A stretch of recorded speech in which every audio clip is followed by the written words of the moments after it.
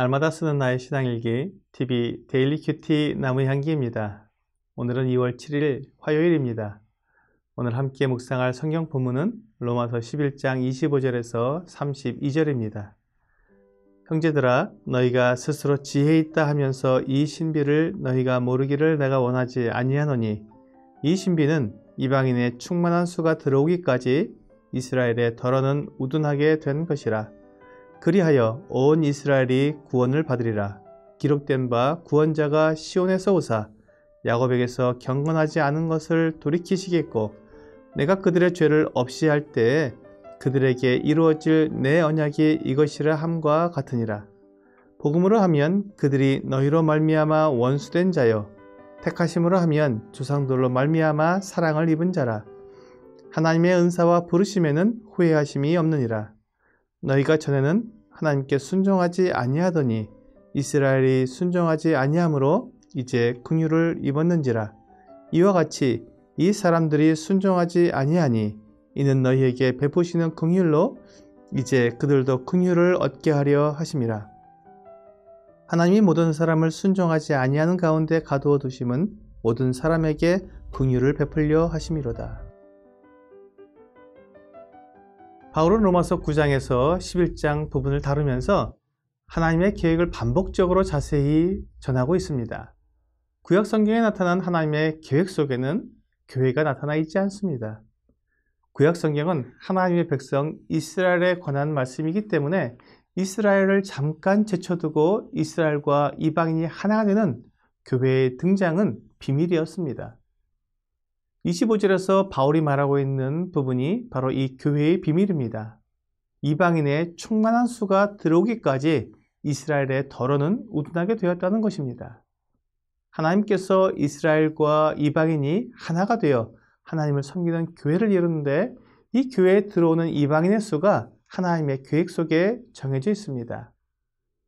성령께서 강림하신 오순절부터 시작된 교회가 주님께서 재림하실 때 끝나게 될 텐데, 그 시작과 끝이 하나님의 계획 속에 있다는 것입니다.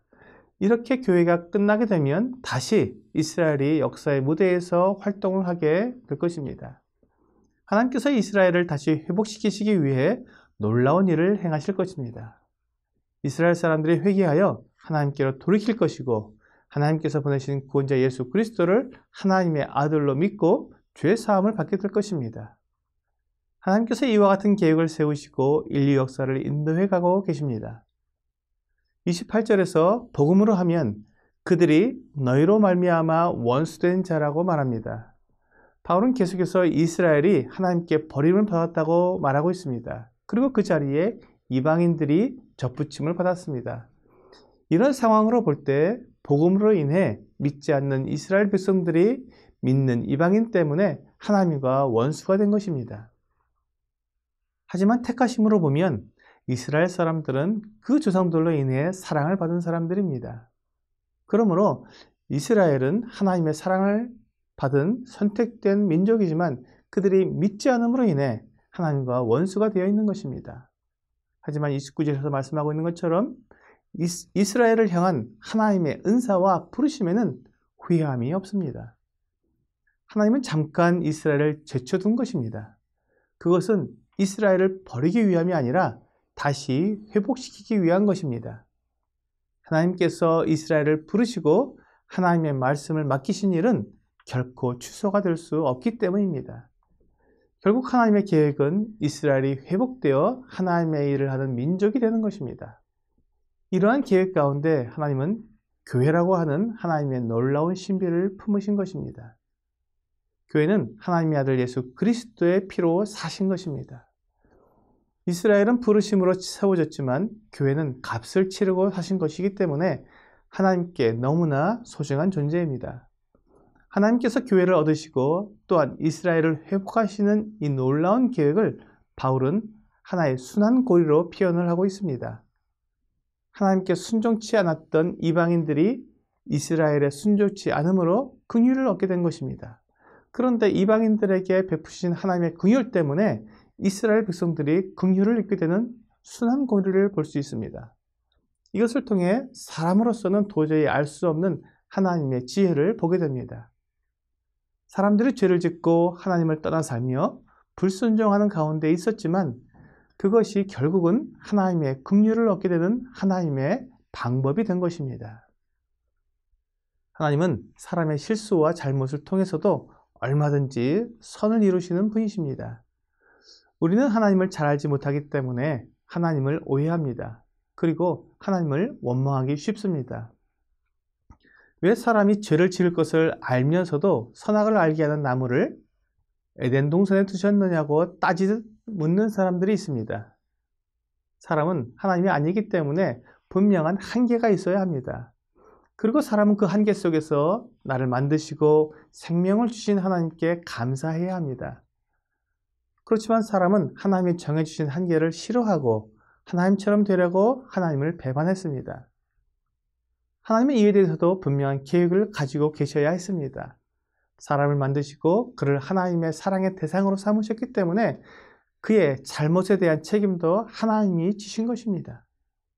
그래서 그의 죄를 하나님이 감당하시고 그의 죄값을 하나님이 친히 치르시고 그를 살려주셨습니다. 하나님의 이 사랑과 은혜를 믿음으로 받아들이는 사람은 하나님의 자녀가 되게 해주셨습니다. 아담과 하와가 죄를 지었지만 그것으로 인해 하나님은 더 큰 은혜를 베푸신 것입니다. 사람을 만드셨을 뿐만 아니라 그 사람을 자기 피로 사신 것입니다. 하나님이 우리에게 주시는 이 긍휼은 우리가 불순종했을 때 주어진 하나님의 은혜입니다. 비록 우리가 죄를 지은 것은 옳지 않은 일이지만 하나님은 그것을 통해서도 우리에게 가장 좋은 것을 주신 것입니다. 하나님께서 우리에게 주시는 모든 것에 감사하며 하나님이 하시는 모든 일이 선하다는 것을 믿고 하나님을 의지하는 것이 하나님께서 복음을 통해 우리에게 가르쳐 주시는 것입니다. 오늘의 적용 질문을 보겠습니다. 모든 사람을 구원하기 원하시는 하나님의 복음의 비밀을 알고 있습니까?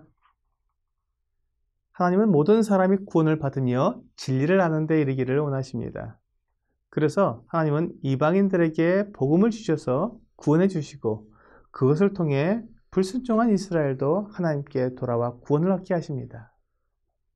오늘 내 주위에 있는 모든 사람들도 하나님께서 구원하시기를 원하신다는 것을 생각하며 사람들에게 하나님의 복음을 전해주는 여러분과 제가 되기를 주 예수님의 이름으로 기도합니다.